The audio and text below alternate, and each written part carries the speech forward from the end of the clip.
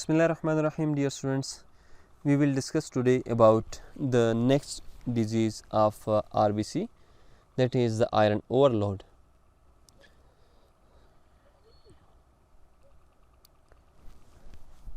We will discuss about the introduction, what is iron overload, how it is caused, and what of the different types of iron overload. So, coming to the introduction of iron overload, it is a condition in which there is acute iron poisoning, and this condition is very common in young children, especially the adolescent. So, this condition occurs as a result of ingestion of iron containing food or medicines or other products which have increased iron quantity. Iron overload is called hemochromatosis, and this is the condition in which excess iron, this causes the tissue damage, and hemochromatosis, it may occurs in the liver, in the heart, and in the endocrine organs. So, these are the major organs which is affected in the hemochromatosis or the iron overload. The causes of iron overload, it is the first one is the increased iron absorption. So, increased iron absorption, it occurs in the hereditary or primary hemochromatosis, and also occurs in the ineffective erythropoiesis, for example, in case of thalassemia intermedia. And thirdly, increased iron absorption, it is also caused in the chronic liver disease. The second cause, which is the increased iron intake, and this is caused by the African cirrhosis, and it have a dietary and genetic effect. And the third cause of the iron overload is repeated red cell transfusion. This type of condition is called the transfusion cirrhosis. Now, how we will assess the iron stores, their status, the condition of the iron stores. So, there are different tests which are performed to assess the iron overload or the hemochromatosis and the degree of damage caused by these stored iron. And for this assessment, serum ferritin, it is the most important and the commonly used test to assess iron overload, or if there is any sort of treatment ongoing in which the iron overload is expected. So, for that purpose serum ferritin is tested, and also the percent saturation of the iron and transferrin, it is also important for the assessment of the iron stores within the body. The serum non-transferrin bound, or simply the free iron, it is very toxic for the tissues, and this occurs especially in severe transfusional iron overload. So, if there is multiple transfusions or transfusion in a very short time, so due to these transfusions iron overload may occurs. For the assessment of the iron status and for the iron overload, liver biopsy is also important, and it is stained with the purge stains to find out the iron quantity in the liver. These are the tests which are performed to find out the iron stores. These tests include the serum ferritin and the serum iron and percent saturation of transferrin or serum iron and TIBC status. Serum non-transferrin bound iron or simply the serum free iron. Bone marrow biopsy, which is stained with pearl stain for iron within the reticuloendothelial stores. The liver biopsy, which must include the parenchyma and reticuloendothelial stores. The radiological investigations, which include the CT scan or the MRI, the cardiac MRI, and tests for deferripiron and deferoxamine urinary iron excretion. And this is performed for the assessment of chelatable iron, but it is not very common, performed in rare cases. These are the assessment of tissue damage caused by the iron overload. So, for the cardiac assessment, the clinical X-ray, which must include the chest X-ray, ECG and echocardiography, to find out any left ventricular ejection fraction at rest and at stress. Then liver is also checked to find out the iron overload. For that purpose, liver function test, alpha fetoprotein, liver biopsy, CT scan, MRI and fibroscan is performed. To find out damage to the endocrine organs, the clinical examination, both to find out the growth and sexual development, the glucose tolerance test, pituitary gonadotrophin release tests, thyroid, parathyroid, gonads, adrenal functions, growth hormone assays, these are performed. And also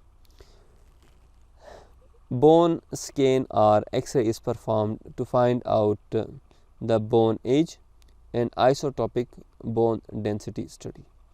So, these are the tests which is performed for the assessment of iron stores, and these are the tests which is performed for the assessment of tissue damage that is caused by the iron overload. The iron overload or hemochromatosis, as we have already discussed in the previous slide, that it can be acquired or it can be hereditary. In the hereditary hemochromatosis, also called genetic or primary hemochromatosis, a group of disease in which excessive absorption of the iron from the gastrointestinal tract, this occurs, and this conditions results in iron overload of the parenchymal cells of the liver and the endocrine organs, and in severe cases in heart. The hereditary hemochromatosis occurs as a result of the mutation in the HFE gene, in which the tyrosine amino acid, it is inserted in space of rather than tyrosine in a mature protein. So, this is the representation that the cytosine at 282 position is replaced by tyrosine amino acid. So, this mutation in the HFE gene occurs, and as a result of this mutation, hereditary hemochromatosis and excess iron absorption occurs, which affects the endocrine organs, liver and heart. This hereditary type of hemochromatosis, the allele has the prevalence of 1 in 300 within the white North European population.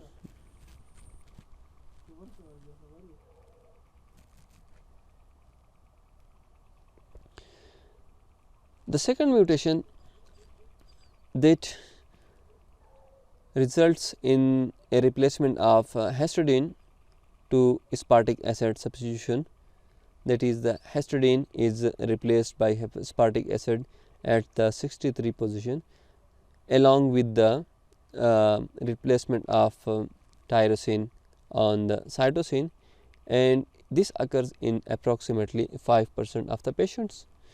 The HFE gene, it encodes for the hepcidin, and this hepcidin controls the absorption of the iron from the gastrointestinal tract. So, low serum hepcidin levels that occurs in the hereditary hemochromatosis, therefore increased absorption of the iron occurs from the gastrointestinal tract. The low serum hepcidin, it leads to high level of ferroportin, and this higher level of ferroportin, this increase the iron absorption and also increases the release of iron from the macrophages. These are the causes, genetic causes of hemochromatosis and hyperferritinemia. So, the first one is the autosomal recessive, in which the clinical condition, the clinical situation of the patient, it shows classical hereditary hemochromatosis, and the gene defect is HFE. So, the mutation occurs in HFE gene. The second type of genetic hemochromatosis, it is also autosomal recessive, and in this condition there is a juvenile hemochromatosis, in which the gene affected is hemojuvelin. The third type of genetic cause is also autosomal recessive, and in this autosomal recessive the patient shows hereditary hemochromatosis. The fourth type, it is autosomal dominant type of inheritance, in which there is increased in reticuloendothelial stores and less hepatic iron. The gene defected in this condition is ferroportin 1, and the last one is also autosomal dominant, in which there is a hereditary hyperferritinemia and along with the cataract syndrome, and this is the condition in which there is no deposition of iron, and in this type of inheritance the gene defected is the ferritin. So, these are the genetic causes of hemochromatosis and hyperferritinemia. The acquired hemochromatosis, this is caused by the over ingestion or over intake of iron or by leakage of iron from the red blood cells, and in this condition the ferric form of iron in the food, they are usually reduced to the ferrous form. So, this ferrous form is absorbed in the stomach, in the large and small intestine, and they are absorbed in high amount, that is more than 30 milligram per kg of the iron element. So, once this iron is absorbed into the body, their removal is very difficult. Therefore, the iron intake of a person, it should be very clear, and that is should not be more than the normal or the required quantity. If iron is increased within the body because of increased intake, so it causes acute mucosal cell damage, and also significant absorption of iron occurs once the binding capacity of the transferrin is exceeded. So, the unbound or the free iron in the serum, it causes toxicity and damage to the hepatocytes, also causes shock and production of lactic acidosis. The transfusional iron overload,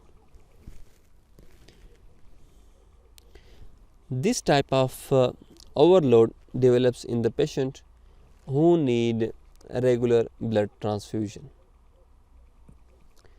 In each 5 ml of transfused blood, it contains about 250 milligram of iron, and iron overload occurs unless iron chelation therapy is given. The iron absorption from food is increased in beta thalassemia major and many other different types of anemias, and this absorption makes matters more worse and secondary to ineffective erythropoiesis because of inappropriately low serum hepcidin levels. In transfusion iron overload, the hepcidin synthesis is inhibited by the release of proteins from the early erythroblasts. The causes of refractory anemia that may lead to transfusion iron overload. So, the congenital and acquired causes. The congenital causes that include beta thalassemia major and beta thalassemia HbE disease, sickle cell anemia in certain cases, and red cell aplasia, also called diamond black fan, sideroblastic anemia, dyserythropoietic anemia. And the acquired causes, it include the myelodysplasia, red cell aplasia, aplastic anemia, and primary myelofibrosis.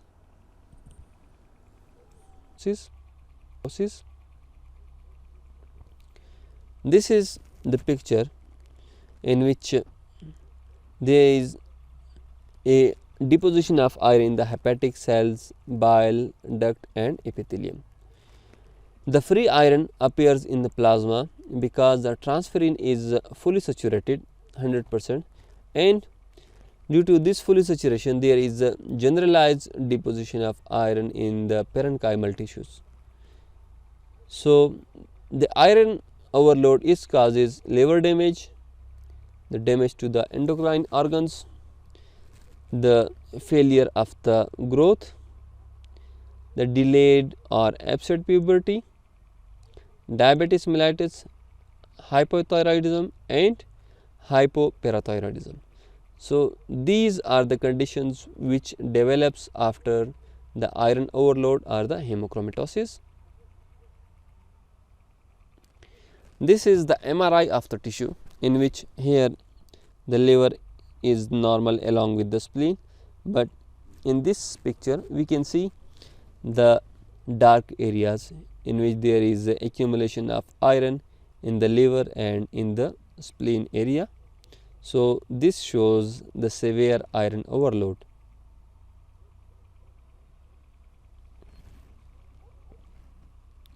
Iron chelation therapy. This is a treatment and it is used to treat the transfusional type of iron overload. The thalassemia major is the most frequent indication throughout the world for the iron chelation therapy, and it is used for the heavily transfused patient with the other type of anemias. So, three effective drugs these are available for the iron chelation therapy. The first one is deferasirox, the second one is deferriprone, and the third one is deferoxamine. The deferrifirox is given orally and it is OD once a day, and this drug leads to iron loss in the feces. The deferriprone, it is the oral iron chelator and it is given orally 3 doses daily. This drug causes the excretion of iron in the urine. And the deferoxamine, this is given subcutaneously in the infusion over 8 to 18 hours for 5 to 7 days each week, and this drugs causes the loss and the excretion of iron in the stool as well as in the urine. So these are the books which you can look for further studies. Thank you. If you have any question, you can ask.